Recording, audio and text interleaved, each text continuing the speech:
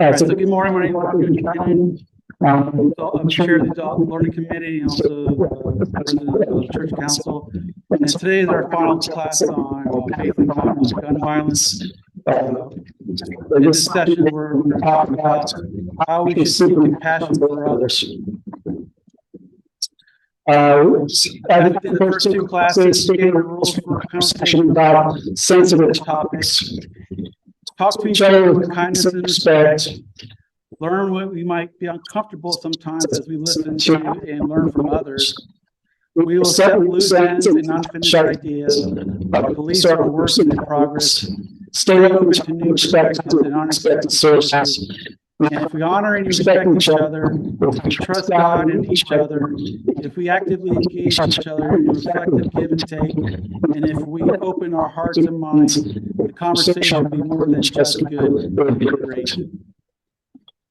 So, if you just learn past two sessions, the first class was on discussion of gun culture.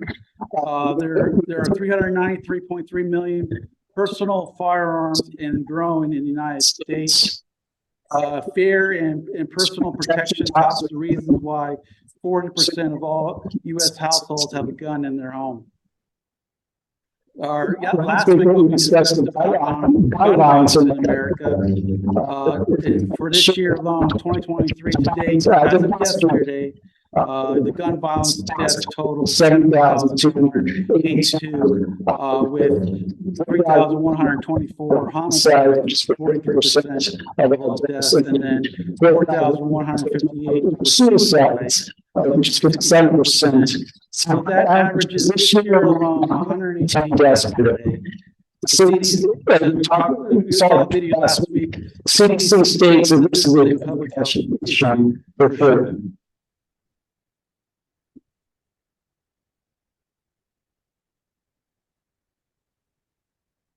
All right, so we're going to do a quick video about 7 minutes long. This time I only have one video. This is from the Vox YouTube channel and called Gun Solution We're Not Talking About. It seems like every mass shooting politicians talk about expanding background checks for gun buyers, but background checks don't do a great job of keeping dangerous people from getting guns. So what does? Every time there's another mass shooting in America, politicians have the same idea. It's time to require a background check for anyone who wants to buy a gun. I'm one of the Republicans who does believe there should be background checks. It is an open secret that the existing background check system is broken. Oh, I have an appetite for background checks. We're going to be doing background checks. Here's what they want to change. Right now, gun buyers in the U.S. only have to go through a background check at a gun store. But they don't have to go through one if they buy a gun from an unlicensed dealer, like at a gun show or a private sale. But with universal background checks, everyone who buys a gun would have to go through one. Pretty much every American is in favor of this. There's only one problem. Universal background checks won't solve America's gun crisis, but there's something else that might. To understand how background checks work, it helps to imagine two very different people who both want to buy a gun. The first person is dangerous. Maybe he has a history of domestic violence or mental illness. And most importantly, he has a record. And the second one is not dangerous. He just wants a gun for protection or to go hunting or 'cause shooting guns is kind of fun. Before either one can buy a gun, they first have to go through an FBI instant background check. And I mean instant. It only takes an average of 108 seconds to get a response from the FBI's database. That database is made up of records sent in by state police and other agencies, and it's checked to see if the buyer has things like a criminal record, addiction, a restraining order, or has been hospitalized for a mental illness. Under a universal background check system, anyone buying a gun, whether in a gun store or through a private sale, would have to be checked through that database. That means our second person walks out with a gun, and our first person with a criminal record doesn't. Or at least he shouldn't. I've done a lot of reporting on this. We have just seen time and time again that background checks do not stop people who we don't want having guns from actually getting the weapons. There are a couple problems with the background check system. One is that the FBI database is about as outdated as its logo. It's missing millions of records. That's why the Charleston church shooter was able to buy a gun, despite having a record. Or why the man who killed 26 Texan churchgoers was also able to pass a background check, after the Air Force failed to send his domestic abuse convictions to the FBI. So even with a background check for every type of sale, there's still a chance this guy gets a gun. That's partly why study after study has found that while background checks prevent or make substantially more difficult the criminal acquisition of firearms, making them universal doesn't have any effect on the actual gun crisis in America, gun deaths. A Johns Hopkins study of California, where comprehensive background checks were implemented in 1991, found that the law was not associated with changes in firearm suicide or homicide, thanks in part to those incomplete and missing records. The other problem with background checks is that they only look at good people and already bad people, but there is an in-between. The background checks are supposed to catch people who have a record already. It just misses all the people who haven't done anything bad yet, but might do something bad in the future. Herman is not advocating for a Minority Report situation. He's talking about someone like this guy, who's also dangerous, but who doesn't have a record. Under a universal background check system, he could get a gun in 108 seconds. But there's another system that could prevent this. 12 states and DC have gone one step further and established a licensing system. How's it different? Well, here's how it works in Massachusetts. Before you ever go to a gun store, you first have to take a firearm safety course. Then you have to go to the police department and submit an application, give references, and give your fingerprints for a background check. Then not only is the FBI database checked, but all local law enforcement agencies, wherever you've lived, are directly contacted, along with the Department of Mental Health. That entire process in Massachusetts usually takes about 3 weeks, and most people, about 97%, pass. Nothing about a licensing system will prevent a law-abiding citizen from going through the process and obtaining a firearm. That's Dr. Cassandra Kerfasi. She researches health policy at Johns Hopkins, and she's one of the authors from the studies earlier. She says the reason licensing works is that it's designed to do both of the big things background checks fail at. A, to properly identify and screen out people who shouldn't have guns, and B, create a system to reduce impulsive gun purchases. The licensing system is more comprehensive than the one database background check system, so our criminal will be reliably denied a gun. But because it's so meticulous, it also stands a chance of keeping our third guy without a record from getting a gun. There are people who may want to impulsively acquire a firearm, for example, to harm themselves or others. And the process of obtaining a license can at least delay that person during that time of crisis, or maybe deter them from getting that firearm at all. In 1995, Connecticut implemented a licensing system. Over the next 10 years, they saw a drop in gun homicides and gun suicides. Compare that to Missouri, which once had a licensing system but got rid of it in 2007. Over the next decade, they had a huge spike in gun homicides and gun suicides. In both states, there were lots of factors involved, but researchers say this shows that licensing works. It's also pretty popular. Among voters who live in a house with a gun, more than 2/3 think that it's a good idea. Ask all Americans, and more than 3/4 support it. Background checks are supposed to stop bad people from getting guns, but they often don't. Licensing picks up that slack. By making sure that people are crossing these hurdles, we just make sure in a much better, stronger way that people are not getting firearms when they shouldn't have them. All right, that should be better. All right, so that was a video from Vox. They do a great job of putting these social issues on their YouTube channel, and I appreciate the information that they've been providing us past couple weeks.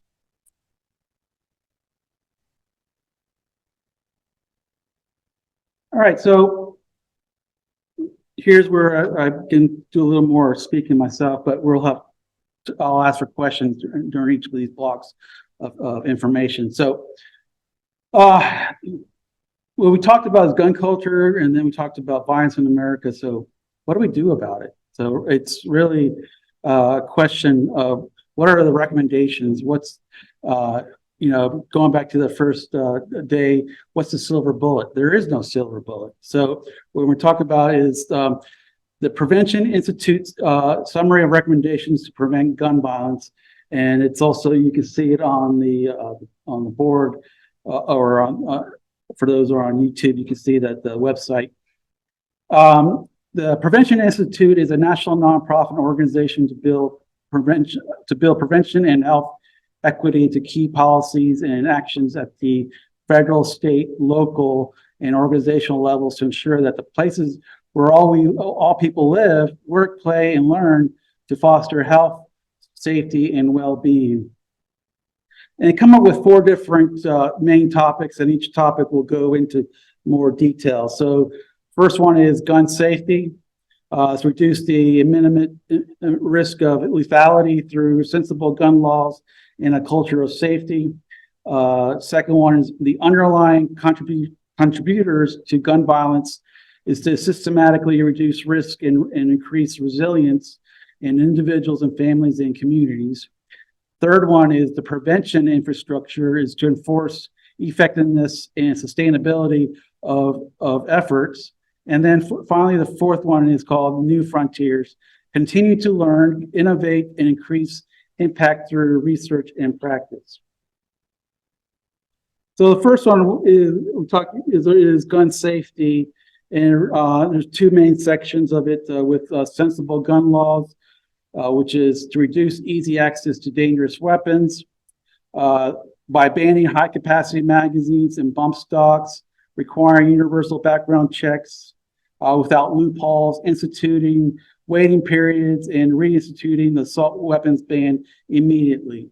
So these are some of their thoughts, and these are experts better than more than me to understand what should be some sensible gun laws. And then for establishing a culture of gun safety, as a nation on earth with the most guns, we must make sure people are safe. Reduce firearm access to youth and individuals who are at risk of harming themselves or others. This includes keeping guns out of the hands of those who have been violent towards their partners and families, and those with previous violent convictions, whether through expanding lethality assessment and background checks, or supporting domestic violence bills and gun violence restraining orders. Next one is hold the gun industry accountable to ensure these are adequate oversight over the marketing and sales of guns and ammunition. 5% of gun dealers sell 90% of guns and used in crimes and must be held accountable to a code of conduct. Further, states can pass laws requiring sellers to obtain state licenses, maintain records of sales, submit inspections, and fulfill other requirements. Unlike other industries, gun companies have a special legal protection against liability, leaving them to immune from lawsuits. There is a need to repeal gun industry immunity laws in states that have them and resist their enactment in states without current immunity laws. Increasingly, in the absence of legislation action, organizations are divesting from companies that manufacture firearms, and consumers are pressuring companies directly. More and more companies are setting new policies about what they are selling to the public and who are they selling products to. Next one is the engaging responsible gun dealers and owners in solutions. For example, some gun dealers and range owners are already being trained to suicide prevention awareness. Next one insists on mandatory training and licensing for owners. This training should include recurring education to renew permits with a graduated licensing process as least as stringent as for a driver's license. And then last one, require safe and secure gun storage. Example of this one, remember this is a national organization, but they actually talk about King County, Washington. For example, in King County, Washington, Public Health has teamed up with firearm storage retailers in addition to safe storage boxes being tax exempt in Washington. Through the Lock It Up initiative, residents can learn about the importance of safe storage, purchase devices at discount rates, and learn how to practice safe storage in the home. So that's gun safety. That's the first topic from the Prevention Institute. Are there any questions or comments that I just briefly went through? Anybody online as well, just let me know. Go on off mute.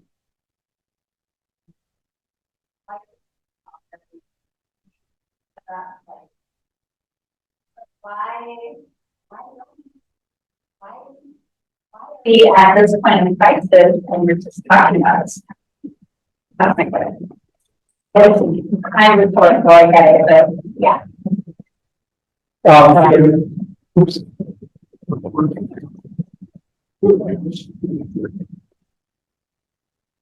Yeah, for those, sorry, I'm going to have to repeat all these questions. It's just echoing too much. So the question from here on the audience is why isn't there already licensing across the United States, not just in each individual state? So partly the reason is because we have federal laws and then we have state laws and state rights.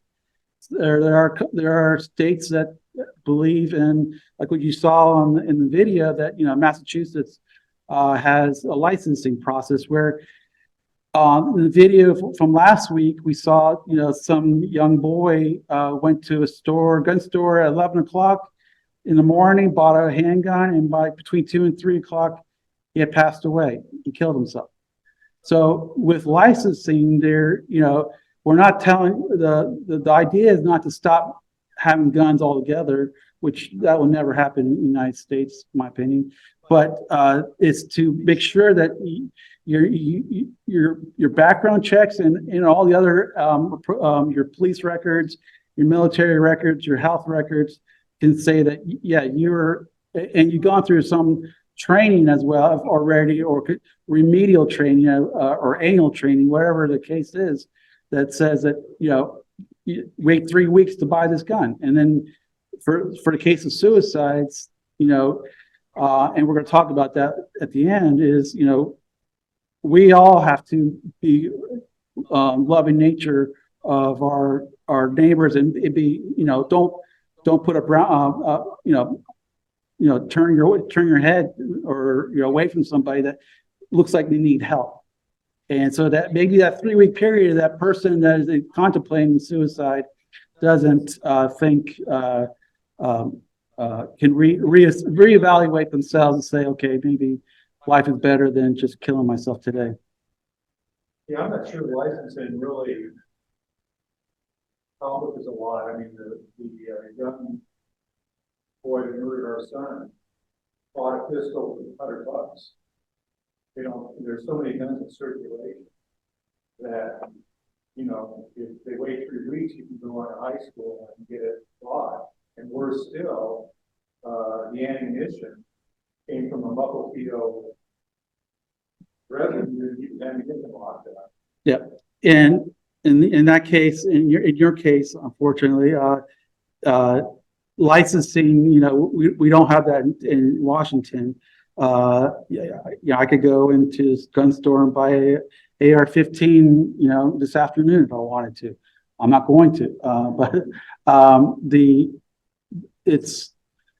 this is just one part of it, and we'll talk more about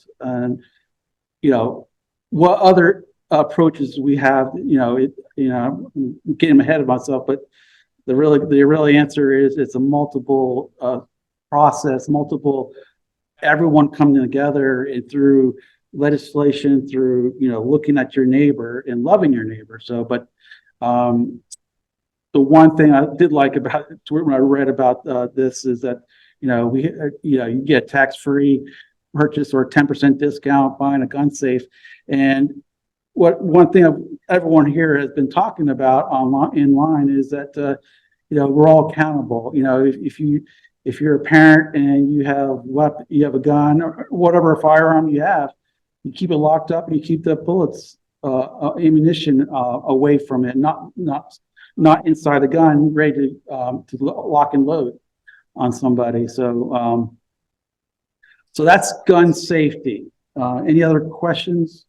One of the things you mentioned, I agree, is that it's only part of the solution when we talk about licensing, because you're going to solve maybe some of the that people can't go out right away and buy a good model and use it on. Yeah. So, and part of the problem that is, of course, we all know the politics. And the fact that the gun lobbyists and all those kinds of things, they're trying to get those things to happen because they're making money. And so what you're saying is also is that if you keep less guns out there by making money, you may have fewer people being able to get them. That's one of the things. Yeah, unfortunately, the cat's out of the bag per se, as far as there are a lot of guns out there that, there's no registry of it. There's no serial number on it. They're physically there. They can harm somebody. And to go and try to find every single one is a very ambitious task to do. Again, if also set a law or work through a law that says that someone whose gun is used to kill somebody, they are prosecuted as well. And in fact, I know in the very first shooting a few years ago, the child brought his father's gun, and his father was prosecuted. Yep. That does happen. Yep. All right, so we'll go to the next topic. Oh, sorry. What can we do about it? What can we do?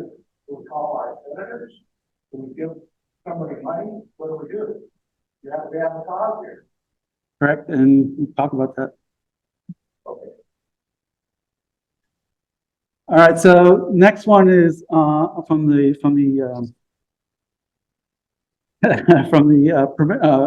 institute is the underlying contributors to gun violence.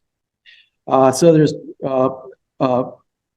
it's risk and resilience. A public health approach to preventing gun violence expands solutions beyond gun access and reduced additional risk factors associated with gun violence and bolster resilience in individuals, families, and communities. So the first one is public health solutions. It's recognized gun violence as a critical and preventable public health problem. Gun violence is a leading cause of premature death in the country. Yet, unlike other preventable causes of death, we haven't mustered the political will to address it. Gun violence is most noticed when multiple people die at once, but it will affect too many communities and families on a daily basis, whether through suicide, domestic violence, community violence, or other forms. Data shows that risk from firearm violence varies substantially by age, race, gender, and geography, in patterns that are quite different from suicide and homicide. Through a public health approach, we have learned that violence is preventable across all of its forms. The public health approach studies data on various forms of violence and who is affected and identifies the biggest risk factors and what's protective, and develops policy, practice, and program solutions in partnership with other sectors and community members. Many communities and groups have adopted a public health approach to preventing violence, such as Prevention Institute's Unity City Network and Cities United, a growing network of over 100 mayors. The next one is comprehensive solutions. Support community planning and implementation of comprehensive community safety plans that include prevention and intervention. A growing research base demonstrates that it is possible to prevent shootings and killings through approaches such as hospital-based intervention programs, the Cure Violence model, and advanced peace. A growing number of safety plans across the country include upstream strategies such as youth employment, neighborhood economic development, safe parks, restoring vacant land, and reducing alcohol outlet density. Following the implementation of Minneapolis Blueprint for Action to Prevent Youth Violence, which prioritize prevention and upstream strategies. The city experienced a 62% reduction in youth gunshot victims, a 34% reduction in youth victims of crime, and 76% reduction in youth arrests with a gun from 2007 to 2015. Yet too many communities lack the resources to do what is needed. We must commit to helping communities identify and implement solutions. And then the last one for the underlying contributors is trauma, connection, and services. Expand access to high quality, cultural, competent, coordinated, social, emotional, and mental health supports and address the impact of trauma. Too often, gun violence is blamed on mental illness, when in fact, in most cases, people who carry out shootings do not have a diagnosable mental illness. However, throughout a community, members often recognize individuals who are disconnected and or otherwise in need of additional supports and services. It is critical to reduce the stigma associated with mental health needs and support our children, their friends and family members, and neighbors in seeking and obtaining appropriate supports. For this to work, communities need resources to assess and connect individuals at high risk for harming themselves or others to well-coordinated social, emotional, and mental health supports and services, particularly in critical times of crisis and high need. Further, trauma can have damaging effects of learning, behavior, and health across the life course, especially during key developmental stages such as early childhood and adolescence, and can increase the risk for multiple forms of violence. We need to do more than recognize trauma, develop trauma-informed protocols, including for law enforcement, and support healing and treatment for individuals who have experienced or experiencing trauma, including from exposure to violence in any form. So those are the key topics for the underlying contributors. The last one really takes heart to me, is like if you're a child growing up in an environment where you see gun violence, that's a trauma that's going to live with you the rest of your life. Someone that's older or a mature person that sees violence, that gun violence, it won't, it's still bad. It still affects them, but they can recover from it. So, having children involved with gun violence is really, that's really bad. Any questions? Karen.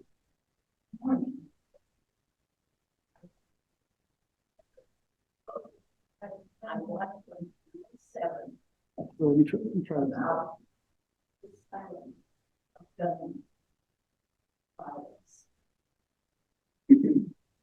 And it was most interesting because in the United States, we have only 2 states that are using this law. It's called Donna Law. And I don't know the history of it, but what they do, they interviewed a woman, a girl, that is bipolar. And she had talked about possibly killing herself with a gun. Well, Donna Law says that when you're feeling fine, you can register yourself with the state, and you cannot, when you do think about getting down to that low point, you cannot go into a place that sells guns. They will not allow you to buy the gun. And she said that's one thing that saved her when she was at that one point where she was thinking of using a gun. So this is, and there are more, over 50% deaths by suicide is by guns. Correct. Yep. And we talked about that last week, and I showed you the numbers this morning in the United States. Yeah. Suicide is still a high contributor. But at least that's a start. Yep. They hold us. And here we all drive cars. We all have to have a license to drive a car. Why shouldn't we have a license to have a gun? There's people that drive all the time. Do they? Well, those are the ones that are under the law, that should not. There's still people driving, don't have license. Karen, the lady that hit me didn't have insurance or a license. And I broke 7 bones, so Why don't people follow the law? why is there sin in the world? We're gonna pass the mic. It's just easier for everyone to hear. Thank you, Kim. Thank you. Our culture background, from the earliest time in America, we had guns for hunting, for protection, for different various reasons we could. There was always an element that used it bad. And would kill, steal, et cetera, et cetera. We had very few officers that would go out and actually control the criminal element for the visual ones. But eventually, it got so bad, vigilante justice came along. And right now, that's what scares me more than anything. With the criminal driving into a place, going in and raiding it, what's happened down in the Chinese area, where they're picking on the Asian people. It's really getting dangerous. And there's an element in America that is a good, safety conscious people. They're Christian, and they're getting fed up with things. And there's going to be anger, there's going to be, call it vigilante, call it someone sticking up for right, supporting the police. There's all kinds of different things like this, reasons. And it's going to happen if we can't do something about it. And part of that is getting the police force of responsible policemen out there to do the job and having a place to put the people that are the criminal element, the druggies, not the druggies, but the drug industry. Put them away. It's got to be done. You can say, well, we can heal them, but you've got to control them first. I'm scared. And I think that, well, I'll let someone else talk at that, but it's dangerous. Someone else had The thing, I think all of the things that are being talked about are very sensible and very important, but a lot of them take a lot of time and take a lot of working together and coordination. And what I don't understand is that just getting one type of the assault weapon off the streets, I think most Americans are really for that. And it has been proven when Bill Clinton was able to pass that. I don't understand why the facts don't speak louder sometimes. That you just take away an assault weapon and the violence just went down dramatically. When the time came for that particular bill to be done with, it is increased. So all of these things are so important, but one thing that can be done quickly is just do that. And it really disheartens me all the time when we have something else happen and there's an assault weapon involved. And sure, there still might be, guns, and we have to work on all of these things. But these, we don't need those. We don't need those in our society. They're military weapons. We don't need them for hunting. That's slaughter. That's not hunting. Anyway, that's my opinion. All right, thank you. One more question, and this class will definitely go past 12 o'clock, but we'll try to keep things moving. apologies, I didn't attend the first two sessions of the town hall, but we're a capitalist country. And that sounds crass, but you know, I've had people close to me in my family have mental health issues, that have suicide, not from gun violence. And I had an uncle who was gunned down in his place of business. So I don't want to sound crass in the way I'm looking at this, but safety comes at a cost, and safety also comes when there's economic means to it. So like the seatbelt laws and so forth, that came into place, I believe, because the insurance companies went after that. And they allowed me to realize that having seatbelts in the car would save lives.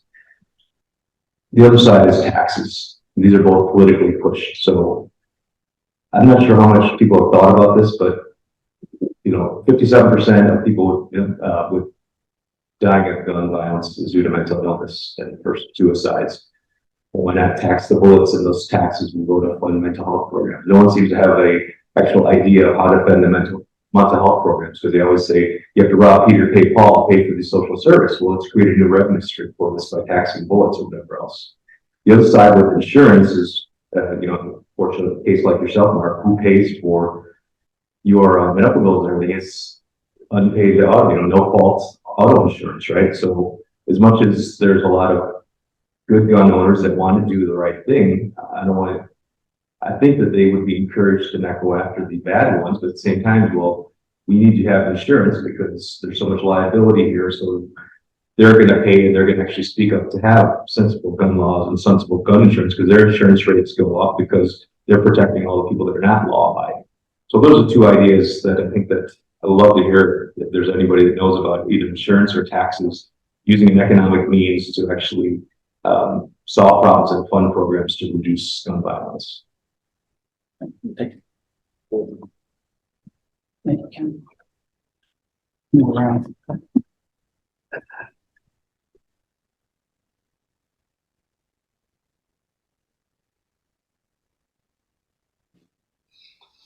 Hey, the insurance idea that you just talked about. One second. Try now. Whoa, bad apple. But the insurance idea that you just talked about is one that I've heard before, and it's one of the most brilliant ideas of making this business-oriented, capitalist, free market solution to this.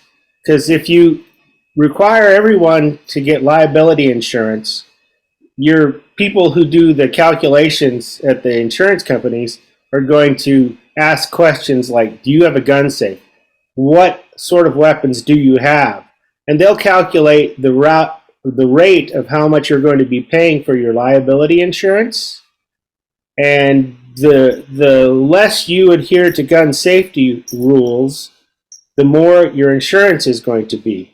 And if you are caught without insurance, then there should be strict penalties for that, which include taking away people's firearms if they do that. But the insurance way of doing it would really drive a capitalist solution to people with their guns and making sure that they take good care of their guns. And if they don't, then their insurance rates will be sky high and they won't be able to afford to have those guns any longer.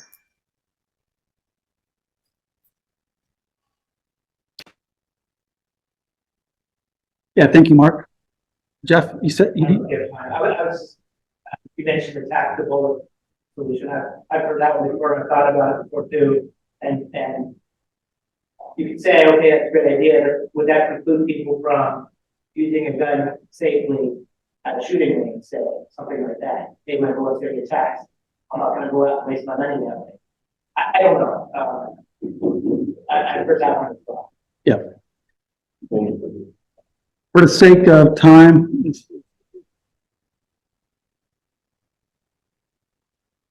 all right, so the third message or idea they came up with is the prevention infrastructure.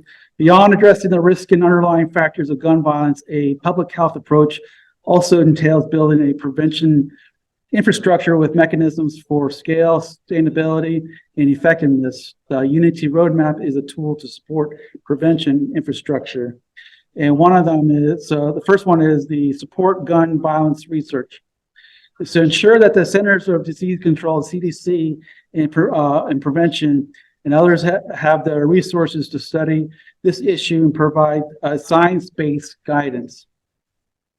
The CDC, the nation's public health agency, has long been restricted from conducting the kind of research that will support solutions to reduce gun violence, as we saw that from our last video last week. CDC can track, assess, and develop strategies to prevent gun violence, as we do with influenza and tainted spinach. This is the absence of sufficient tracking evidence at the federal level. California launched the Firearm Violence Prevention Research Center at UC Davis, and other states are proposing to establish research centers as well. And the second one is the health system. Establish a comprehensive health system in which violence prevention is a health system responsibility and imperative. The movement towards violence as a health issue, which consists of over 400 individuals representing more than 100 organizations across the country dedicated to a health and community response to violence, has proposed a framework for addressing and preventing violence in all of its forms. Moving away from the current fragmented approach to violence that leans heavily on the justice system, this unifying framework encourages and supports extensive cross-sector collaboration. The framework includes 18 systems elements such as public health departments, primary care, behavioral health care, law enforcement, and the justice system, schools, and faith-based institutions, which together can move the nation towards safety, health, and equity. So my thoughts on this is I remember watching the news in previous White House administrations flat out said, we're going to cut spending up for the CDC on gun violence. Yeah, to me, that was a horrible, horrible mistake. We need to keep, just like, I truly believe that gun violence is a public health hazard. And just like what we did with COVID, we put all our efforts and money and resources into it, but why aren't we doing it for gun violence? Any questions, concerns?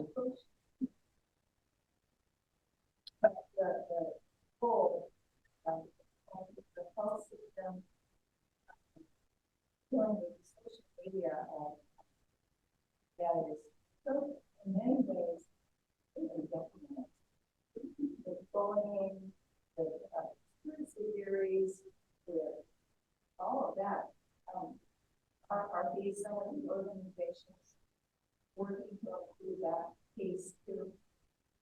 I don't know if that's yeah. So the question is about the different social media groups and how they can promote gun violence or not promote gun violence. And as far as these organizations, like I said, there's that website, and each of these organizations, there's more links. Like I said last week, this class could be 10 weeks long, but we're trying to condense it down in three sessions. But yes, there are if there is information on that as well.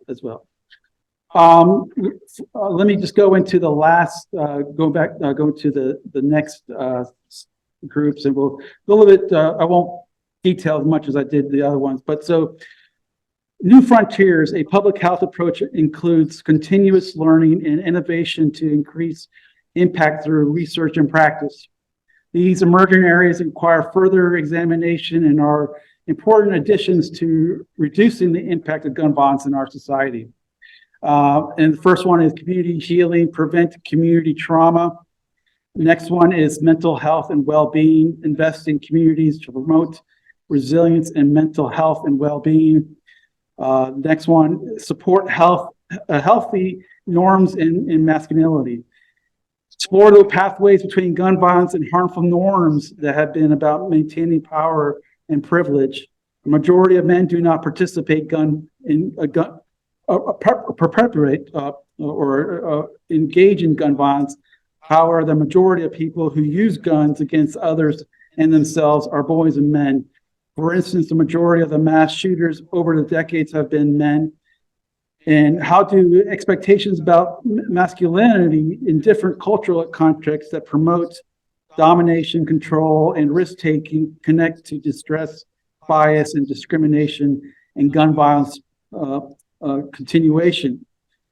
How do gaps in expectations and power and privilege versus reality play into this? And why does our dominant culture permit a destructive desire for power over others? Answering questions like these can glean important insights and help us move forward toward a culture of equitable safety. Impulsive anger is the next one. Explore the linkages between anger and gun violence. More research is needed to examine patterns of impulsive control, empathy, problem solving, and anger management. Across shootings, as well as interactions of these functions with the harmful norms described in the previous recommendation. Through a public health approach, we want to understand who is at greater risk for violence as a means to creating long-term solutions to stop the issue in the first place. Further analysis may provide answers regarding particular linkages into what to do when functions are compromised.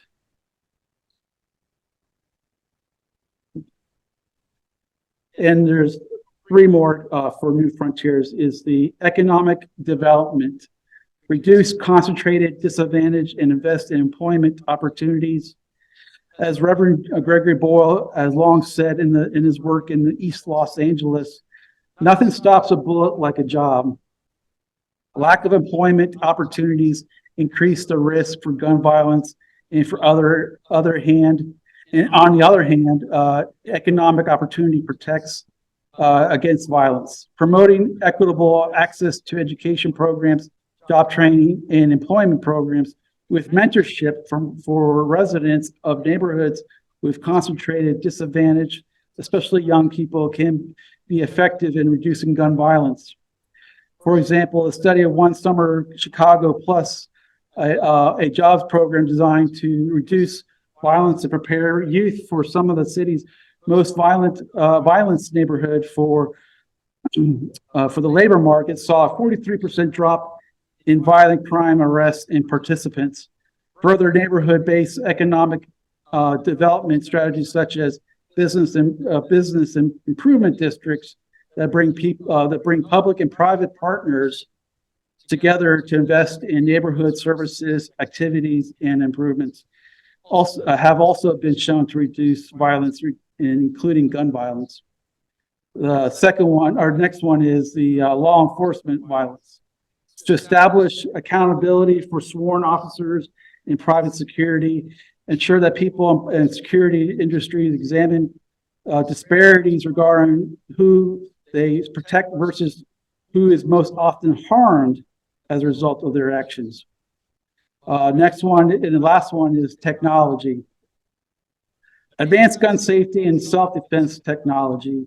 As the call for gun safety continues to increase, we must consider the role of new technologies. This as cars continue to have new safety measures embedded in technology, from fingerprint scanners to PIN codes to RFID chips. There are ongoing developments to increase the safety of guns and gun storage that require further analysis and to assess effectiveness. In addition, technologies that are alternatives to guns are being developed to support self-protection to reduce the perceived need for firearms for self-defense.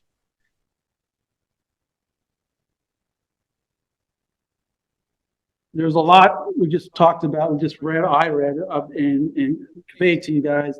So there are those 4 recommendations that were just discussed, being with attention to reducing immediate risks related to guns, broadening the underlying contributors to gun violence, addressing the prevention of infrastructure necessary to ensure effectiveness, and researching gun violence to ensure that we can continue to learn, innovate, and increase our impact over time.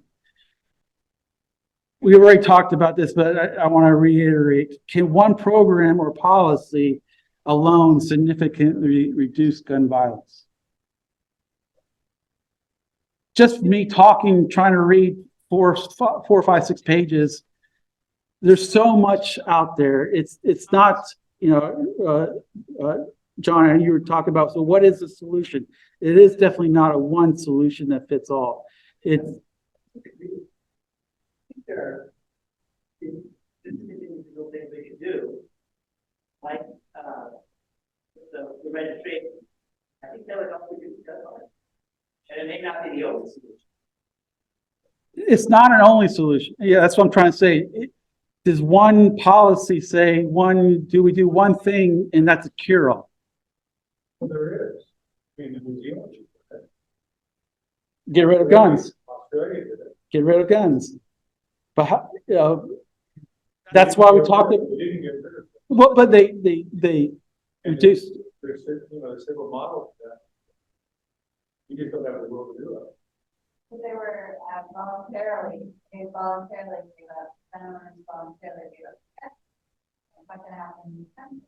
There's also the opposite side of Switzerland. They decided that they were not going to do it for them. So they armed every person. And they have so many shells, they're trained yearly, and it's their militia. But they all, like you said, they also limit the bullets. Yeah, they limit the bullets, and they're available if it came to a need. But in the meantime, everyone has a gun, and everyone is trained. So there's a big difference in getting rid of guns, which you can't do in America with the diversity of our population. We've got farms and people living out in the hills that are hunting, protection from wild animals. You can go on and on and on. Plus in the cities, my gosh, you know, we're coming up on crisis, I think. The gun lobby isn't gonna let you get through Congress. Right. That's your big problem. One big problem.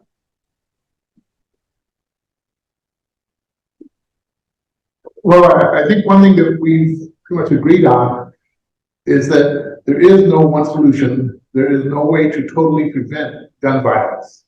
But if we can take small steps to reduce it, right? A 10% reduction in the gun violence would save, what, 400 lives so far this year? That is at least take a step forward. And I think that's what we need to look for, is at least some way to take baby steps forward to try and reduce the amount of gun violence.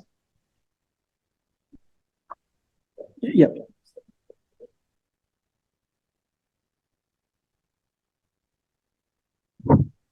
Where does the power and money come from to address these new solutions? It's about the, you know, if we want to change things from a political spectrum, it's basically the people vote, and it's you know, this is such a huge multifaceted solution. You know, from what I can see from my own experience, it's the lobbyists, you know, that tell, you know, that give money to the your Congress people and senators and say, you know, we don't change this law or make this law a little bit easier or whatever the case. Who's buying the lobby? Where's that money come from? The gun manufacturers.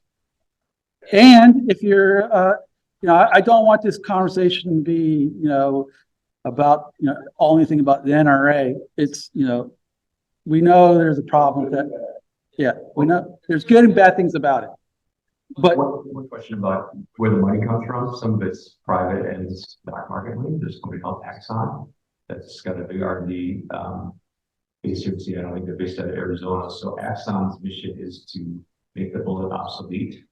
They originally were called tasers. So if you know what the taser is, it's there. They also got newer technologies in reducing things like gunshot detections, like in the whole telecom IoT space. They've got drones, they've got a video platform where you do video analytics. So part of their secondary mission is to bring the equal justice in law enforcement, so that body cameras and all those things are that way. So there are people putting their money into private and public companies to improve technology to reduce not just gun violence, but even law enforcement in general.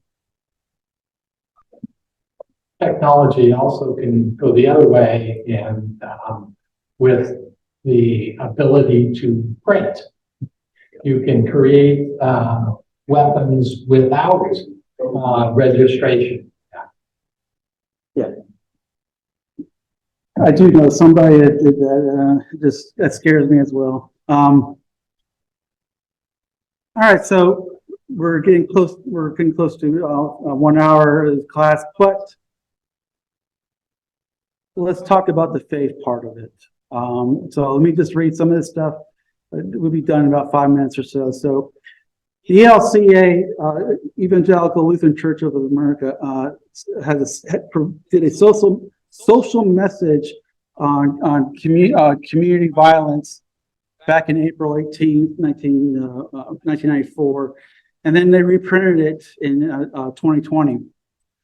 And it states, as a community of worship, the cross and the resurrection have broken the cycle of violence, freeing us from God's future and for one another. We confess how we have sinned and been sinned against through violence. Through prayer and absolution, the power of what God has promised is able to disarm our captivity to violence. Gathered around word and sacrament, we remember and celebrate this gift of peace given the world in Jesus Christ. And we are nourished and strengthened to make peace and to embrace. To those who are victims of violence and often feel silenced, they need to speak their pain and lingering fears and to hear the word of new life in ways that are effective in healing the pain and overcoming the fears. Those who have done the violence to others and their families, who often feel frozen out of the community of faith, they need to hear God's law and gospel in their lives so that they might turn and walk in the newness of life. And those who protect and defend society, enforce laws, settle disputes, and maintain domestic tranquility, they need to be supported as they live out their vocation for the sake of the common good. So, where do we start? John, you asked that same question. We start by asking our neighbor how many help can you. Help can you. Exactly. We need to cut this. We don't shun anybody anymore. So I'm thinking about, my neighbor moved in a year ago. The first thing he did was walk around the neighborhood counting the gun. So now I haven't talked to him yet. Over the place. It's a normal person. Who knows what I can do? Yeah. So, and the biblical examples are on the screen, as you can see, and I'll briefly read those real quickly. So in Matthew 22:37 through 39, he said to him, "You shall love the Lord your God with all your heart, with all your soul, and with all your mind. This is the greatest and first commandment. And the second is like, you shall love your neighbor as yourself," just as you were saying, John. Ephesians 4, chapter 4, verse 2, "With all humility and gentleness, with patience, bearing with one another in love." It's not going to happen overnight. We know that. 1 Peter 4 through 8, chapter 4, chapter 4, verse 8. "Above all, maintain constant love for one another, for love covers a multitude of sins." And then John 15, chapter 15, verse 12. "This is my commandment, that you love one another as I have loved you."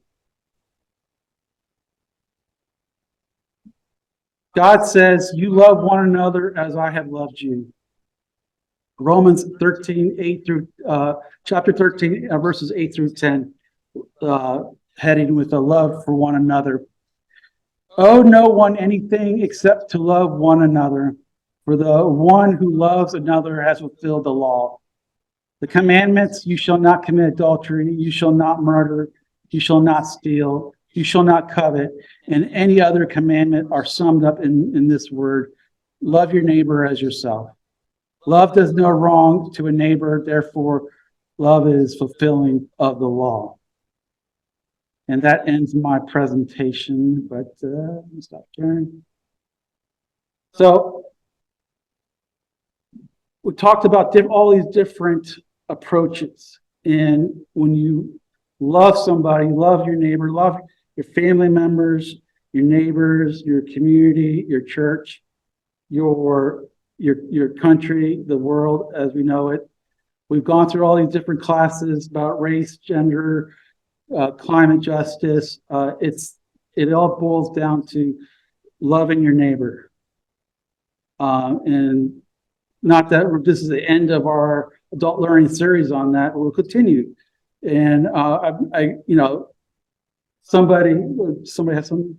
Yes, you want to say something. Go ahead.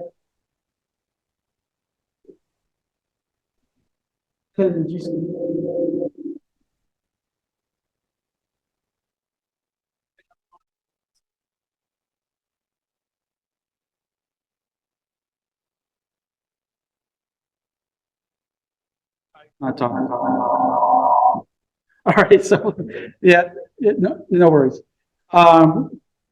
So what we talked about gun violence. This was a sensitive topic, and there's multiple different approaches on this, but it basically boils down to that, when you love somebody, you're going to take action, and each of us have different types of action, either donate financially to certain causes or actually go help, join some organizations and support, do some weekend work, but it boils down to love your neighbor and taking care of one another, and if you see, pretty simple, if you see something, say something. So if you see your neighbor not doing well, depressed, and talking about ending their life, go get that person help. So that concludes this conversation, and next week we'll have Lutheran Community Services over here. A bunch of them, there are former tenants that are living in or working in the Beige House, but we'll be here next weekend. So I appreciate this conversation. It doesn't mean we stop, but we can continue on and we keep doing God's work. Amen.